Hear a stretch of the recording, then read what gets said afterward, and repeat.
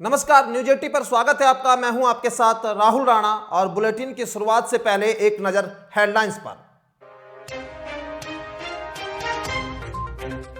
सपा अध्यक्ष अखिलेश यादव ने एक बार फिर विपक्षी पार्टियों पर साधा निशाना, कहा सत्ताधारी बीजेपी कर रही है जनता की अनदेखी।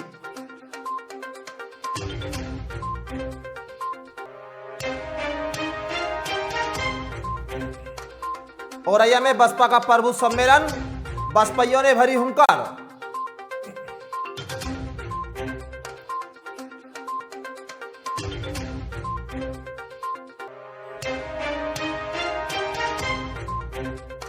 सहारनपुर में शिक्षक ने की छात्रा से छेड़छाड़, पुलिस ने किया मुकदमा दर्ज।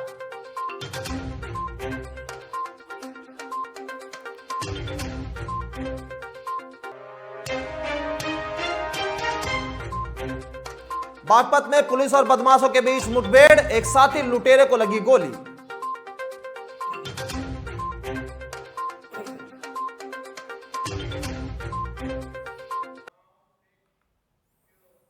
और बुलेटिन की शुरुआत करते हैं इटावा से आई इस बड़ी खबर के साथ, जहां सपा अध्यक्ष अखिलेश यादव ने एक बार फिर विपक्षियों पर निशाना साधा है। यूपी के पूर्व मुख्यमंत्री अखिलेश यादव ने आज अपने पैतृक गांव सैफई पहुंचे, जहां उन्होंने मीडिया से बातचीत करते हुए विपक्षी पार्टियों पर जमकर निशाना साधा। अखिलेश यादव ने सोनिया गांधी से लेकर बीजेपी सरकार पर जनता की अनदेखी का आरोप लगाया है। वहीं गठबंधन को लेकर अखिलेश यादव ने कहा कि वो सभी छोटे दलों के साथ गठबंधन करने के लिए तैयार है।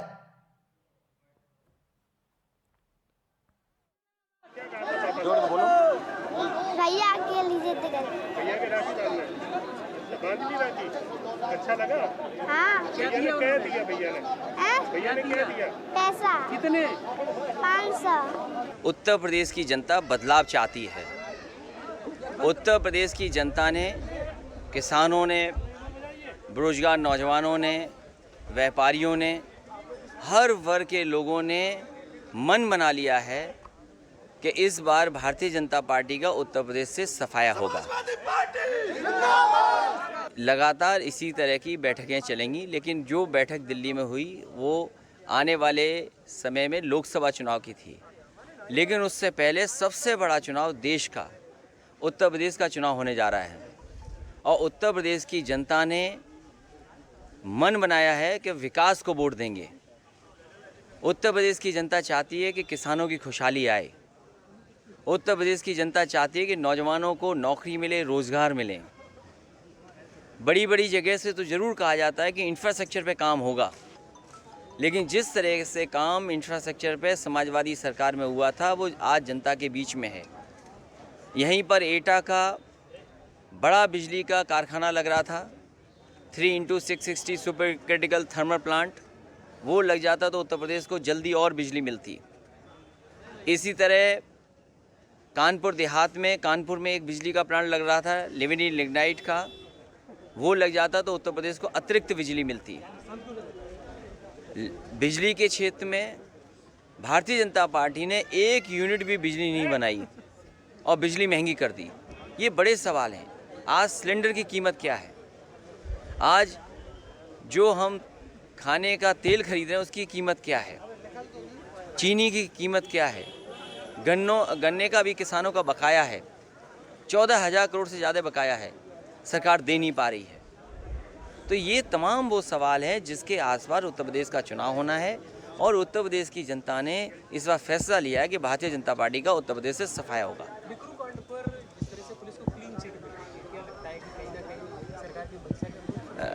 प्रशासन और पुलिस और जो भी संस्था उसकी जांच कर रही थी क्लीन चिट दे दे, लेकिन जनता के जो मन में है या वहाँ की जनता जो आसपास के लोग हैं जो सच्चाई जानते हैं, वो सच्चाई कैसे उनके दिलो दिमाग से निकालोगे?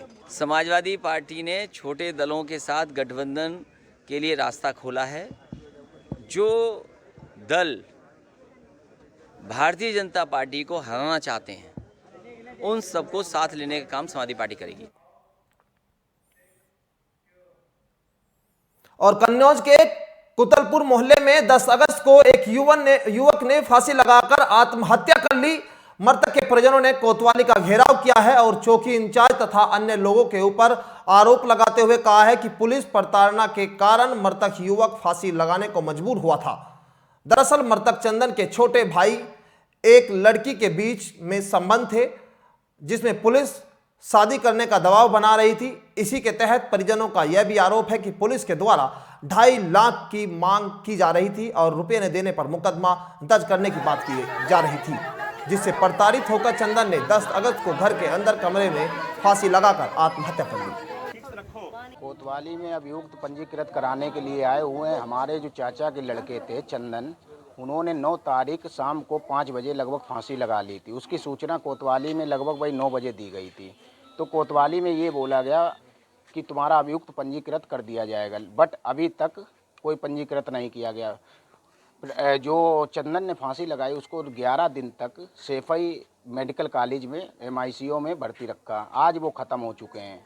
जब वो ख़त्म हो गए तो यही चीज़ इंस्पेक्टर साहब के सामने आए हैं। तो उसमें मकर नगर इंचार्ज जो है, जिनकी प्रताड़ना की वजह से हमारे चाचा के लड़के ख़त्म हुए हैं, आज जब अभियुक्त पंजीकृत कराने आए तो यहाँ पे महिलाओं के साथ व जेंट्सों के साथ में बड़ा दुर्व्यवहार किया गया, प्लस प्रताड़ना दी गई, प्लस गाली गलौज की गई है। कोई सुनवाई नहीं हो रही है। जब सुनवाई के लिए कहते हैं तो इंस्पेक्टर साहब और CO साहब भी कोई सुनवाई नहीं कर रहे हैं। क्या मांग क्या कर रहे हैं आप लोग? मांग यही कर रहे हैं कि इंचार्ज साहब का नाम हटाइए और अभियुक्त और बाकी आप लोग क्या मांग कर रहे हैं? हमारी मांग यही है कि अभियुक्त पंजीकृत हो जाए। किनके खिलाफ? जी जी जी। कौन कौन? ये मकर नगर इंचार्ज हैं और प्लस जो अभियुक्तगढ़ हैं। कितने लोग हैं? अभियुक्तगढ़ 6 लोग हैं जिन लोगों ने प्रताड़ना दी, प्लस जिन्होंने 2.5 लाख रुपए मुआवजा के लिए। उनके पास जब मुआवजा नहीं हो पाया, उन्होंने अपना मकान भी गिरवी रखने के लिए कहा, बट किसी ने मकान गिरवी नहीं रखा। 3 दिन का समय दिया गया कि 2.5 लाख रुपए आप चौकी में जमा करा दें। अगर नहीं जमा कराते हैं तो आपके ऊपर 376 का मुकदमा पंजीकृत कर दिया जाएगा।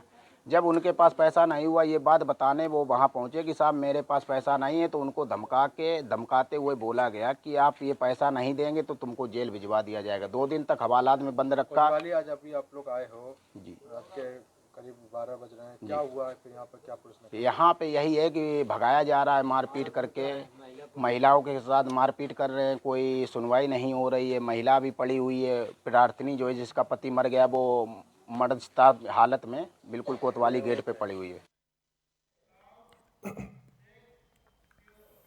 और अगली खबर इटावा से मिल रही है, जहां प्रेमिका का हत्यारा प्रेमी ही निकला है।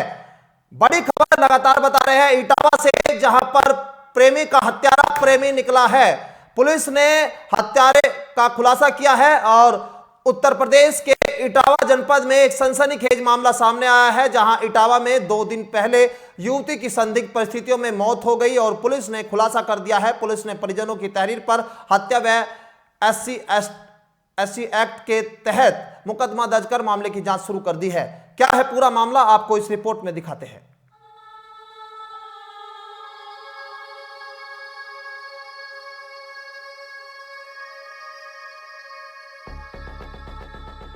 इटावा थाना कोतवाली इलाके के बेरून कटरा साहब खां की रहने वाली युवती लक्ष्मी मोहल्ले के सभासद दिलीप दुबे के घर झाड़ू पोछा का काम करती थी। इसी बीच सभासद के घर बच्चों को ट्यूशन पढ़ाने आने वाले टीचर सूरज से युवती लक्ष्मी का प्रेम हो गया और दोनों के बीच प्रेम सर चढ़कर बोलने लगा। तभी 2 दिन पहले दोनों सभासद के घर पर मिले और लड़की ने शादी के लिए कहा। इस पर प्रेमी नौकरी लगने के बाद शादी करने की बात पर अड़ गया। इसी दौरान दोनों के बीच धक्का मुक्की हो गई और प्रेमी ने प्रेमिका का गला घोंटकर शव को लटकाकर आत्महत्या का रूप देने का प्रयास किया। लेकिन परिजनों के शक और जांच पड़ताल में पुलिस ने प्रेमी को गिरफ्तार कर पूरे मामले का खुलासा किया। लल्ला इतनी सालन तो इन लोगों के घर काम कोई बात, आज हमने यही कही दी। एक लड़का इनको नाती है, वही लड़का तेना है कि बातचीत हम लोगों ने उनके वही लोगों ने चलाई, मुँह चला दो लल्ला। तो हमने कहा भाई वही लोग लेट कर हैं, यहाँ 4-5 साल शादी नहीं हुई है और सयानी बिटिया है। हमने कि 21 साल की शादी, हमने कि वो लड़का तेना ही करो तो वो फांसी आसी लगा था, दुनिया को बाउंडर होता है। अब लल्ला हमने लड़का तो यही बात कही, हमने लल्ला तुम कहूँ लड़का देख ले, मोड़ी की शादी की सर्दियाँ लो बेटा निपटा दे, वही करें तो उनके संगे कर दो, नहीं तो फिर कहूँ अंते कहते ना ज़्यादा दिन को वो बस लल्ला इतनी बात बेटा भाई है, कुछ बात नहीं। कहाँ काम करती थी, किसके यहाँ काम कर जहाँ ये हादसा हुआ है? ये दिलीप दुबे सभासद है। अच्छा ये बताइए, तो क्या वो कहीं बिटिया कहीं और शादी करना चाहती थी कि और लड़का करना चाहती? वही लड़का संग करन खाती। अच्छा हाँ और कहूँ नहीं आती। अच्छा, मतलब बिटिया ने अपनी मर्जी से ये फांसी नाराज हाँ नाराजगी हाँ अपनी मर्जी से। मर्जी से हाँ हाँ मतलब जिनके काम करने के उनका कोई इसमें वो नहीं ना ना अच्छा, उन्हीं के यहाँ फांसी लगाई? हाँ उन्हें के नियन जगह नहीं आप लोगों है। को कैसे मालूम पड़ा क्या हुआ? बेचारी पता नहीं है, वही बोली कि यार लक्ष्मी नहीं आई है काम करके ना, और तो नीचे निकले एक लड़का हुई है वो हेलमेट कर धरन नीचे कमरा में चलो गो कि तब उनने नहीं बताओ कि यार दैया भाभी ये न हम तो घर लल्ला हते नहीं, हम तो काम थे गए थे। कहाँ से सभासद के यहाँ से आपके यहाँ पुलिस को जानकारी दी गई थी? हाँ दी गई थी। तो बॉडी शव वहाँ से किसने उतारा था? पुलिस नहीं आई थी जब? हमें आते नहीं लल्ला हम। वहीं इस पूरे मामले में आरोपी की बहन एसएसपी आवास पर पहुंचकर अपने भाई को निर्दोष बता रही थी। मेरे भाई को लड़की के एक मतलब मर्डर के केस में फंसा दिया गया उसे। वो वहाँ पढ़ाने जाता था, ट्यूशन बच्चों को ट्यूशन देता था वो सब बच्चों को। कहाँ पढ़ाने जाते? सर हमारे घर में बगल में एक मकान है सभासद का, वहीं पर जाता था पढ़ाने के लिए। कौन सभासद है? दिलीप दुबे। फिर क्या हो गया? फिर वहाँ पर पढ़ाने गया, वहाँ पर वो अंदर कमरे पता नहीं क्या हुआ, वो कहता दीदी मुझे खुद नहीं पता वहाँ कमरे में क्या हुआ। उसके बाद में वो अच्छे से आए और भैया को ले गए कि ये कहने लगे कि देखो चलो बेटा कुछ पूछताछ करेंगे आपसे और कोई बात नहीं होगी। अब कहाँ है आपका भाई? अब मेरा भाई कोतवाली में 3 दिन से बंद किए हुए, 3 दिन से इतना उसे टॉर्चर किया, उसे मारा गया उसे। मामा कबूल भाया? अरे उसे मार मार के सर कबूल भाया उसे कि तू बोल के तूने मर्डर किया उसका। हालांकि इस पूरे मामले में एसएसपी डॉक्टर ब्रिजेश कुमार सिंह ने मामले का प्रेस कॉन्फ्रेंस कर खुलासा किया। संजय नाम के लड़के ने एक एप्लीकेशन कोतवाली थाने पे दी कि मेरी बहन जो कि सभासद के यहाँ काम करती थी, वहाँ पर एक कमरे में कबर्ड में फांसी का फंदा लगा के लटक गई है। इस सूचना पे तत्काल कोतवाली की टीम वहाँ जाके, जो महिला सब इंस्पेक्टर और पूरी टीम जा कर के छानबीन किया। इसमें प्रथम दृष्टया ये प्रतीत हो रहा था कि उस समय जो साक्ष्य मिल रहे थे उसको देखते हुए एक टीचर उनके यहाँ जो ट्यूटर के रूप में था सूरज नाम का, उस पर शंका हुई, उससे पूछताछ हुई। बाद में उसके द्वारा बताया गया कि हाँ हमारी और जो काम करने वाली लड़की थी उसकी मित्रता हो गई थी, शादी के लिए जिद कर रही थी। मेरे मना करने पे कि नौकरी के बाद ही शादी करूँगा, इस बात पे वो हमसे लड़ने लगी और मेरे गले पे भी हाथ डाला। उस भावावेश में मैंने उसका भी गला दबा दिया और जब उसकी मृत्यु हो गई तो उसी के वहाँ पर जो दुपट्टा था उस दुपट्टे से कबर्ड के हैंडल में मैंने लटका दिया था। तो पूरे केस में सीओ सिटी और इंस्पेक्टर कोतवाली के द्वारा निश्चित तौर पे गहन छानबीन की गई। साक्ष्यों का ऑडियो वीडियो जो उनके उपलब्ध हुए थे उस ग्राउंड को लेते हुए छानबीन करते हुए सूरज को मुख्य अभियुक्त के रूप में चिन्हित किया गया और इसकी गिरफ्तारी करके आगे कार्रवाई की जा रही है। Bureau report, news 80।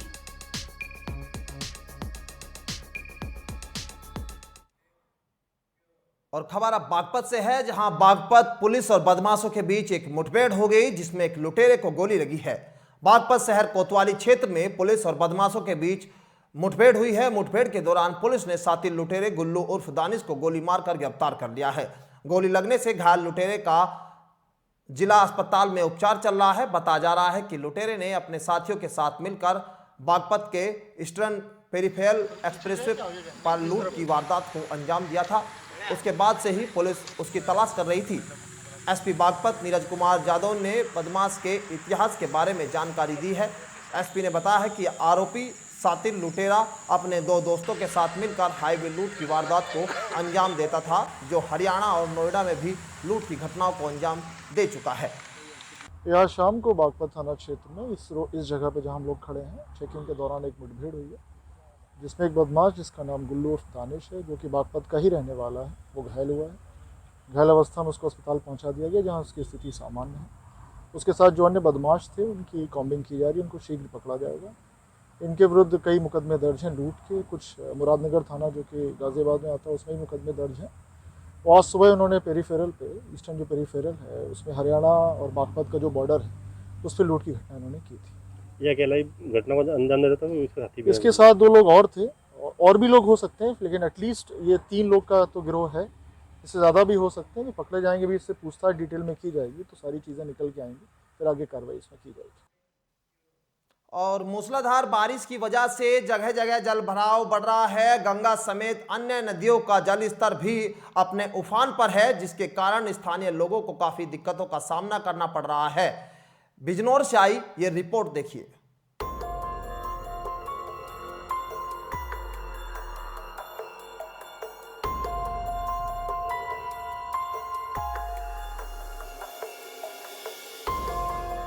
बिजनौर में मूसलाधार बारिश हो रही है, जिसकी वजह से मालल नदी व गंगा बैराज के पुल पर गंगा खतरे के निशान से थोड़ी नीचे बह रही है। बिजनौर की पौष कॉलोनी आवास विकास हो या फिर नजीबाबाद की मालल नदी का इलाका या फिर वाल्मीकि बस्ती, सभी जगह जलभराव की स्थिति पैदा हो चली है।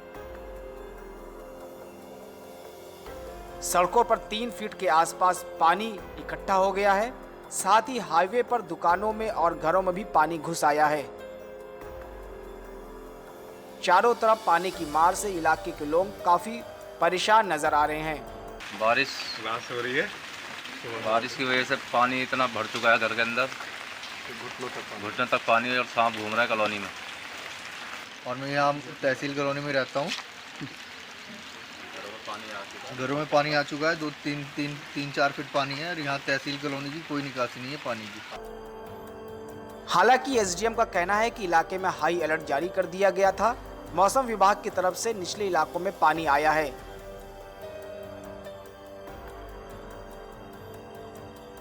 ये परसों से ही अलर्ट जारी था मौसम विभाग द्वारा कि यहाँ आज बारिश होगी, और उसी अनुरूप 4 बजे सुबह से लगातार जो है बारिश हो रही है। पूरे नजीबाबाद शहर चूँकि थोड़े से ये लो लैंड में बसा हुआ है और प्लानिंग में कुछ कमी है इसमें, तो इस कारण पानी कुछ भराव जरूर है। हम लोगों ने पानी के निकास के लिए 11 नाले का निर्माण का ये पूरी बृहत योजना बनाई है, और यह योजना यदि सफल हो जाती है, अभी कमिश्नर साहब द्वारा इसकी स्वीकृति बाकी है, तो ये जो है नजीबाबाद के लिए एक मील का पत्थर होगा। मैं ये चाहूँगा कि सभी लोग, यदि पानी ये हो गया है, नगर पालिका की टीम हम गली गली भेज रहे हैं। बिजनौर से न्यूज़ 80 के लिए महेंद्र सिंह की रिपोर्ट।